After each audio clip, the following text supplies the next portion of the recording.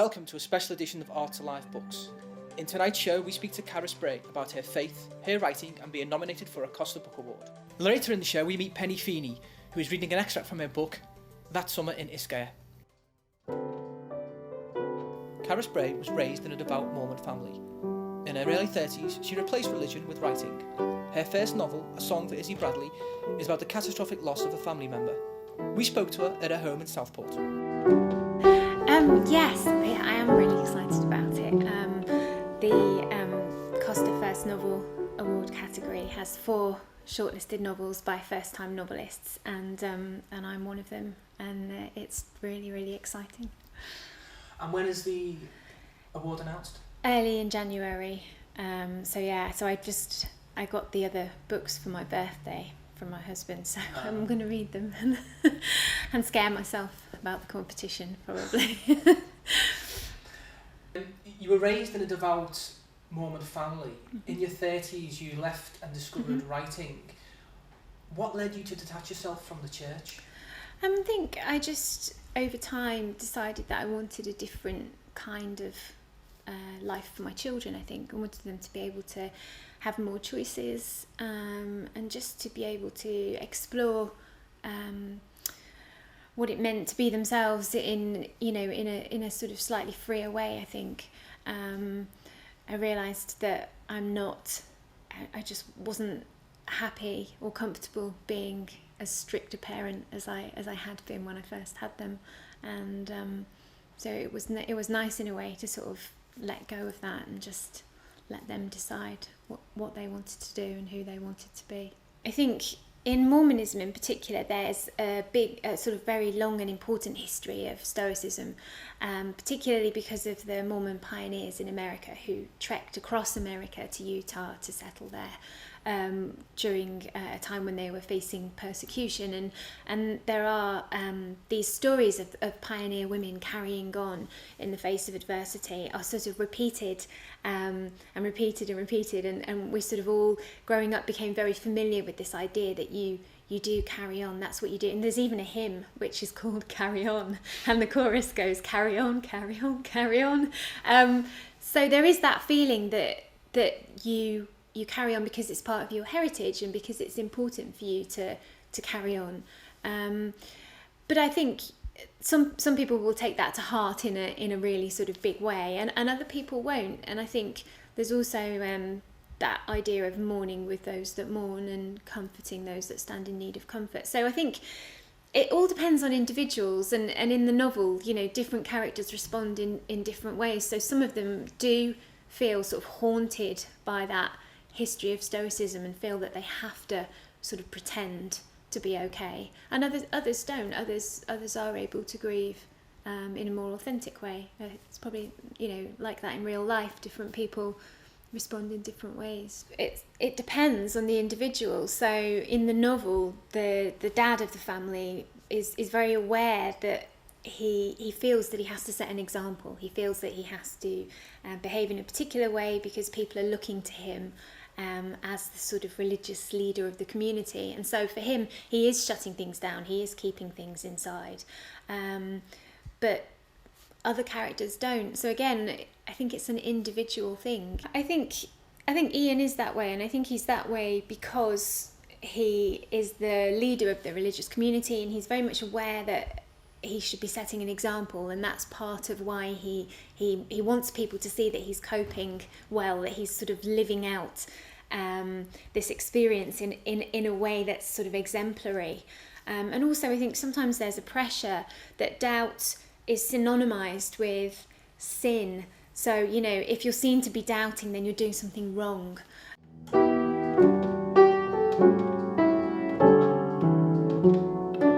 Ian wishes he'd been born 200 years ago, when the docks were the gateway to Zion and the first Mormon missionaries landed in Liverpool. He would like to wind back time and begin his pioneer journey with baptism in the River Mersey. Imagine crossing the sea to America and embarking on a 1,000-mile trek to Utah. The pioneers made enormous sacrifices, and they endured tremendous trials. Their persistence and faith will surely guarantee their exaltation in the highest degree of heaven. the celestial kingdom. And so he doesn't doubt, at least not outwardly. I think they're all grieving in very different ways. They are all unhappy because of the loss of Izzy Bradley. I think the thing about grief is that it doesn't stop life from carrying on. So although you're grieving, all these other things are happening too. So like Zippy Bradley, the oldest child in the family, you know, she's fallen in love for the first time and she's grieving, and Alma Bradley is, you know, being awkward and difficult and cynical, and he's grieving. And so it's sort of like this combination of grief with the other everyday life stuff. I think that although they are unhappy, I think there are happy things in the book, and that's one of the comforting and also, I think, difficult things about grief is that there'll be that first time when you laugh after something terrible's happened, and you think at the time it feels like an awful thing, but actually it's quite comforting to realise that you'll still laugh, you'll still fall in love,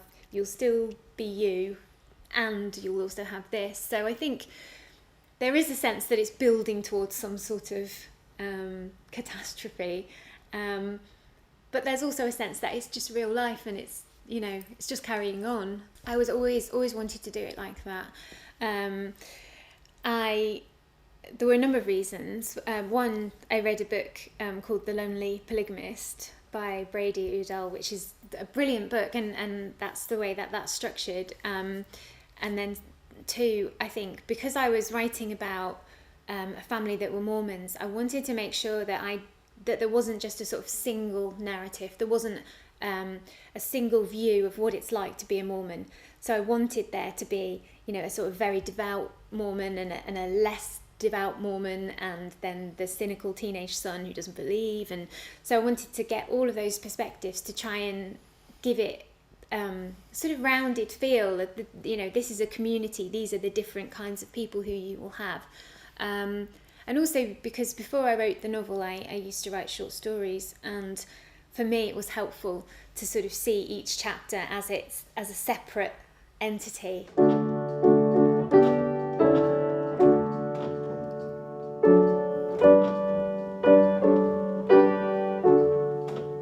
you think the walking momentum is inspiring to keep you writing?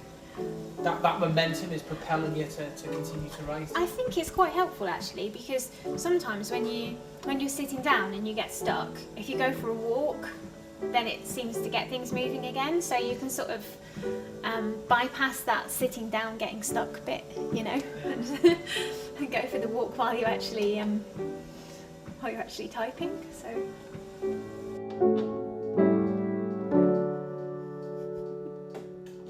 What have you learned from actually doing this novel in terms of your own spirituality? You know, have you progressed with a better understanding of grief and loss?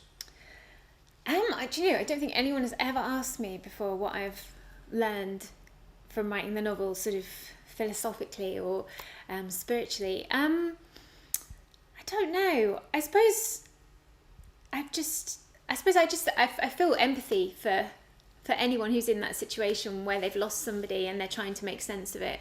And I think, you know, people should use whatever tools they have available to them to make sense of that loss and to get through it. I don't believe. I'm agnostic. I've no idea what happens next. And I'm very comfortable with that, actually. I feel sort of quite okay about it. But I think if people get comfort from belief in an afterlife, then that's great. I think, you know, we're all doing our best to get through. So, yeah. So, what next for you, Carys? New books? Well, I'm working on a second novel at the moment, and then in the middle of January, I've got 5 of my short stories are going to be on Radio 4 Extra. So I'm really excited about that. They recorded them in November. But they'll be a surprise to me. I've not heard them, but I did write them, so they won't be that much of a surprise. But yeah, so I'm really looking forward to listening to them and just getting on with the second novel, which is sort of about a quarter of the way done. Can you give us a taste of the story? Or? So the second novel is about a bus driver who lives in Southport. So yeah, thought why not set another novel in Southport, and it's about him and his daughter. He's a single dad, and he hasn't told his daughter all the details about the past, and she's 12 in the novel, and she's beginning to ask questions and find things out, and it's just about I suppose about telling the truth, about should you always tell the truth, and you know, if you don't, will it catch up with you?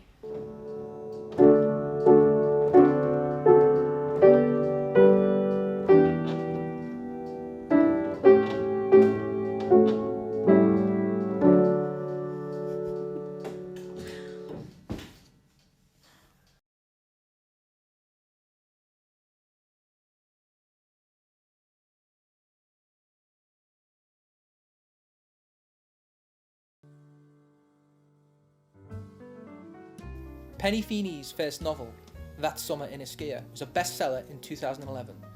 Earlier this year, she kindly agreed to read an extract from the book.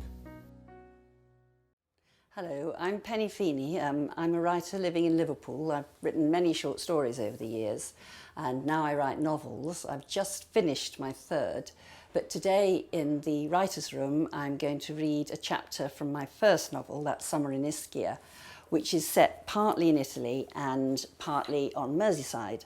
And in this particular chapter, one of the characters is returning to the old George Henry Lee's, where she's meeting her daughter. It's set in 2003. Chapter 12. As soon as she passed through the double doors into the street, Helena felt disorientated. She stood with her back to the conservation centre, its brick walls sandblasted to their former rosy glory, and tried to make sense of the vista before her. She puzzled over the smoked glass and steel Millennium House to her right, the plethora of bars and cafes, even a hotel to her left. She remembered an open derelict site with cars parked at random and unlicensed stalls selling cheap crockery. She remembered vacant buildings with ravaged pediments where pigeons and starlings roosted, squirting thick grey-white slime down the sooty facades. She remembered a walkway on stilts, weaving across Rose Street to Williamson Square, ascending and descending to no purpose. The landscape of her youth had changed beyond recognition. Her phone vibrated in her bag. She pulled it out and clicked onto the message. As she expected, it was from Ali. "Are you free yet?" "Just finished," she typed back. "Where are you?" "Lee's sports department buying trainers. Can you come here? Bit of a queue." Helena stood poised at the edge of the curb. 4 buses spouting black diesel fumes filed past before she could cross the road. At the end of its handle, her suitcase listed and rattled on the paving stones. Milling around her were women with flapping carrier bags, truanting teenagers and red-faced men staggering from the sour, yeasty-smelling doorways of old pubs. She hated shopping. It was such a monumental waste of time. On the other hand, George Henry Lee's was nearby, a 2-minute walk across the square. She'd pass it en route to Central Station and the train home. Ali was probably bored waiting her turn. She entered the department store through the menswear section. It was tranquil and well ordered. Sober jackets on rails, stiff shirts under cellophane, ranks of twinned cufflinks. There were very few customers, but Helena managed to tangle with one as he stepped away from a carousel of cotton chinos. She apologised quickly and moved on through luggage and handbags. "Hey, wait!" She turned. The man was striding in pursuit. "Did you drop this?" He was waving an envelope that had fallen from her pocket. It had contained her train ticket, but was now empty. "Thanks," she said, "but it's only litter." As he was still holding it out, she took it and scrunched it into a ball. Well, you never know. The man was shorter than Helena and slightly younger. His hair was cropped so close it looked mossy, much softer than the stubble on his jaw. He wore a linen jacket over jeans and a relaxed air. Could have been your lucky lottery ticket. Or not. Looking beyond him, she searched for signs to the sports section. "You're lost," he suggested hopefully. "No, I've just forgotten where the escalators are." "There aren't any." Oh, she grimaced at her memory lapse. "Well, that just goes to show how often I've been here recently, doesn't it? The lifts are over there." A set of doors was hissing open, women with buggies piling in. "I think I'll take the stairs." "Where are you going?" Was it any business of his? "I'm meeting my daughter in the sports department." "But that's on the 3rd floor." "So?" The square shoulders of his jacket rose a quarter of an inch. "Bit awkward with a suitcase, I'd have thought." She said coolly, "I don't do lifts." "Ah, then let me take it for you. Save you the hassle." He didn't wait for her to agree. He seized the handle and trundled towards an arriving lift. "See you up there." Before she could protest, he'd been swallowed into the aluminium cave. "Oh my God," thought Helena, taken aback by the speed of their encounter. "I've been robbed." She had to admire his methods, his simple device of picking her pocket and fabricating an excuse to waylay her. Her preferred outfits were at the eccentric, she would say distinctive, end of the spectrum, but she dressed more tamely than usual for her meeting. A silk vest, a chunky necklace, matching earrings. Did they make her look wealthy? What did he think he was carrying in her luggage? More jewellery? A laptop? Instead, he'd find dishevelled tops and trousers crammed with pyjamas and underwear. She hoped he wasn't after the underwear. She didn't trust people on the whole. She'd cultivated an inbuilt bullshit detector, but she could at least give him the benefit of the doubt as she clattered up the 3 flights of stairs. If he really was performing a favour, he'd have arrived ahead of her. He'd be waiting. The lift and the stairs both opened into the cafe. Customers carrying cups of tea and coffee, glasses of apple juice and mineral water, sandwiches and eclairs, salt-free tables. There were families spilling over from toys and babies, a handful of pensioners, and lots of mothers with grown daughters devising wedding lists. You could see how the latter would slip into the frame of the former, how the skin would crease and the chin sag, how the hair would coarsen and knuckles swell. She rarely spent time examining her own reflection. She didn't want to see her mother's face staring back, and she felt a rush of sympathy for Ali. There was, however, no sign of the man. Well, what did she expect? Cursing, she gripped the strap of her bag, which lay diagonally across her chest to keep it safe, and turned away from the cafe. And then he was standing in front of her, nonchalant and possibly a bit smug. "Phew," he said, "I thought I'd lost you. Next thing, you'd have called the police." "No," said Helena, "I never have any truck with the police." "You were quicker than I expected." "Well, I walk a lot. I'm quite fit." When he grinned, she felt foolish, as if she'd been throwing out chat-up lines. She stiffened, but he didn't appear to be the kind of man who was easily cowed. "I missed my stop," he said, "and got whizzed up to accounts. Sorry if I gave you a fright." "I'll get over it." She pulled her case safely away from him. "Thanks for being a good Samaritan." He leaned against the wall with his hands in his jacket pockets and watched her weave through the ranks of expensive gym equipment. She made a point of not looking back. The sports shoe section was busy. Most of the chairs were taken. A petulant 4-year-old boy was doing his best to kick a crouching assistant in the teeth. More fathers and sons here, Helena noted, than mothers and daughters. Then she spotted a couple on the far side of the department who were not so obviously related. The older woman was small, sturdy, and had something of a wren or a robin about her. The full breasts, the slim legs arranged at an elegant angle, bright darting eyes, and hands fluttering like feathers. Whereas the girl... What on earth was happening to her vision? The girl was Ali.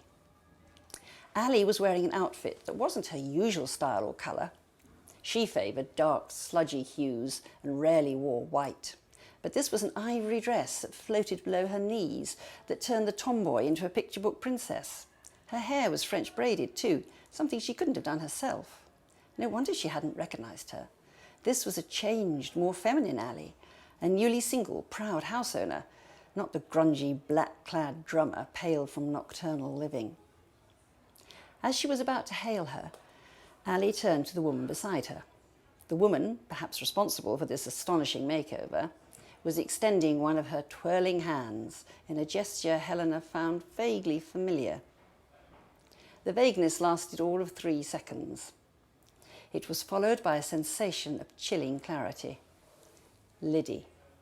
2 decades on, but in spite of a little extra weight and a little more polish, indisputably Liddy. How on earth had she met Ali, and what were they doing in town together? This could not be a coincidence. This could only be... She continued to stare, but didn't move forward. Ali was bending over an object in her lap. Helena's phone buzzed. Without taking her eyes off the couple, she fished for it in her bag. Then she scanned the message rapidly. "Where are you?" 2 sales assistants edged past her, carrying the component parts of a scaled-down snooker table. Under their cover, Helena turned and made her way swiftly back to the staircase. The man in the linen jacket was still there. "Are you all right?" he said. "You look as though you've seen a ghost." I hope you enjoyed this edition of Art Alive Books. If you have any thoughts, comments or suggestions, please do email in at artalivebooks@baytvliverpool.com. We look forward to hearing from you and also seeing you soon on the next edition of Art Alive Books.